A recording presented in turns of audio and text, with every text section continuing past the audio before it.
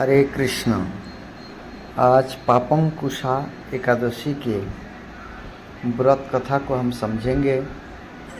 जो पापंकुशा एकादशी का व्रत करते हैं वो समस्त प्रकार पापों से मुक्त हो जाते हैं और भगवान श्री कृष्ण की प्रेम भक्ति प्राप्त होता है और अंत में भगवान के नित्य धाम वैकुंठ में निवास करते हैं।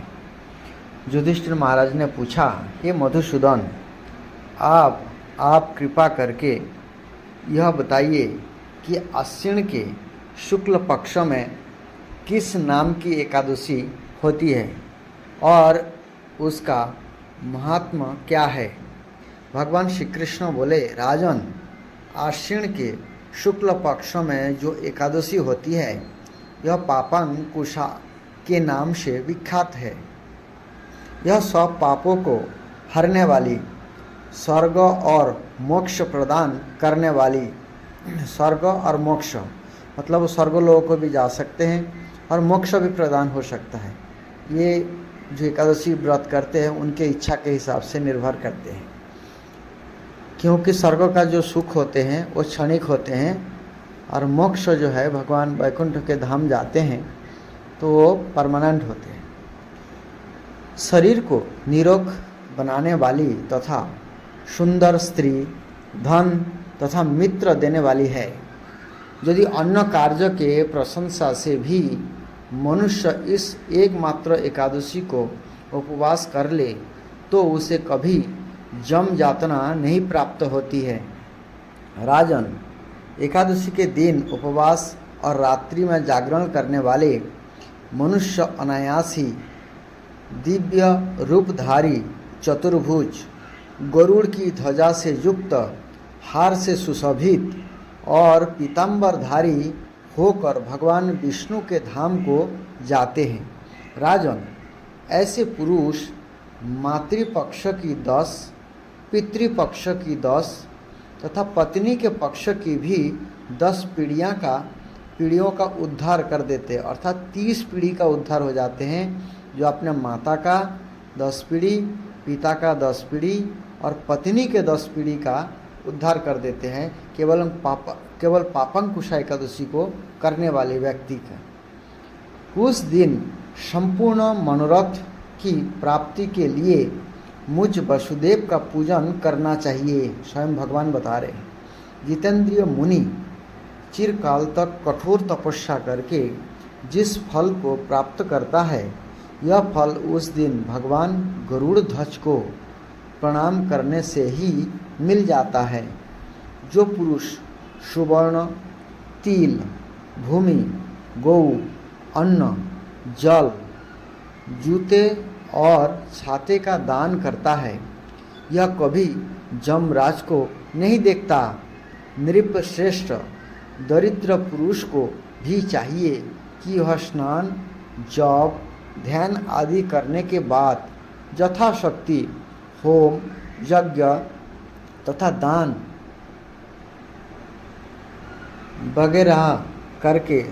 वगैरह करके अपने को प्रत्येक दिन को सफल बनाएं। मतलब उस दिन एकादशी के दिन जो है बहुत सारे दान वगैरह करना चाहिए।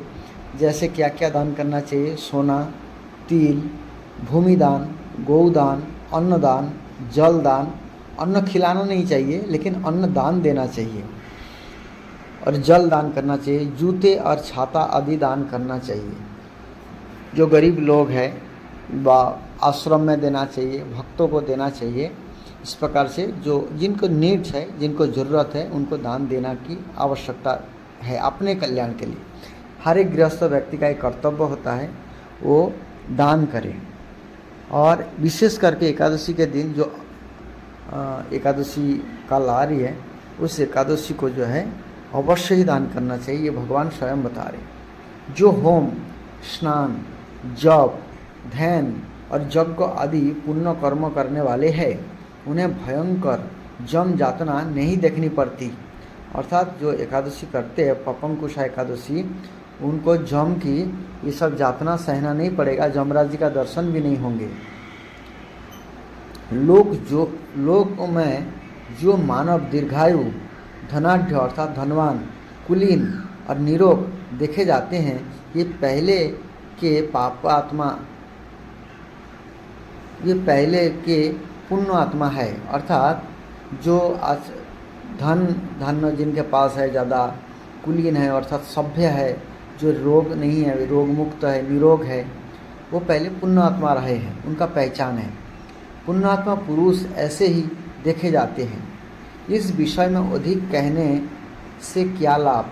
मनुष्य पाप से दुर्गति में पड़ते हैं और धर्म से स्वर्ग में जाते हैं। अर्थात जो पाप करते हैं उनको दुर्गति भोगना पड़ता है, अर्थात यमराज जी के घर में जाना पड़ता है। यमराज जी के जो नरक है, अलग अलग नरक, संजीवनीपुरी, वहाँ पर जाना पड़ता है। लेकिन धर्म में क्या होता है, जो धर्मपरायण लोग हैं, साधु पुरुष है, जो अच्छा आचरण करते हैं, शास्त्र के हिसाब से जीवन जीते हैं, तो ऐसे लोग जो है स्वर्गलोक जाते हैं। लेकिन बताया जाता है जो व्यक्ति भगवान श्री कृष्ण की सेवा पूजा करते हैं, भगवान श्री कृष्ण के भजन करते हैं, वो स्वयं भगवान के गोलोक वृंदावन को जाते हैं।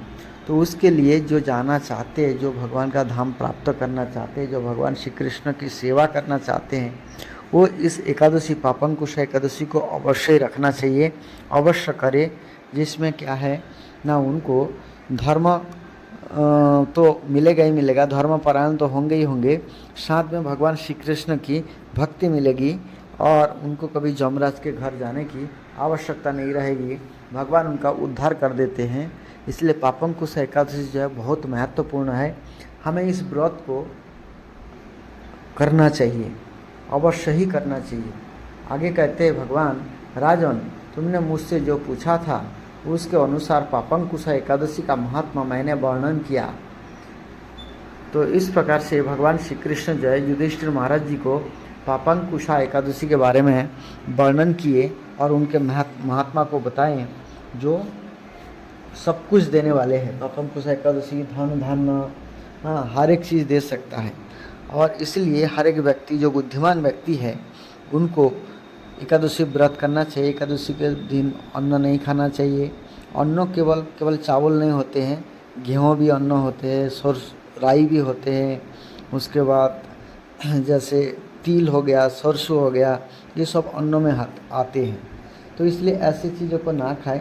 जो नवरात्रि व्रत वगैरह लोग करते हैं ज़्यादातर, ऐसे शुद्ध फलाहार कर सकते हैं। सबसे बढ़िया एकादशी है बिना खाए करें, मतलब निर्जला। नहीं रह सकते तो जल पी के कर सकते हैं, उसमें नहीं रह सकते फल दूध वगैरह ले सकते, उसमें भी नहीं रह सकते तो जैसे कोटू का आटा, सिंघाड़े का आटा, इसका पूरी वगैरह बना के खा सकते हैं। आलू के बहुत सारे चीज़ें बना के खा सकते हैं। साबूदाना वगैरह है, उसके बहुत सारी चीज़ें बन सकता है। केले पपीता वगैरह के सब्जी खा सकते हैं, कच्चा केला, कच्चा पपीता, घिया, इसके सब्जी खा सकते हैं। ऐसे बहुत सारी चीज़ें हैं व्रत में खाने के लिए।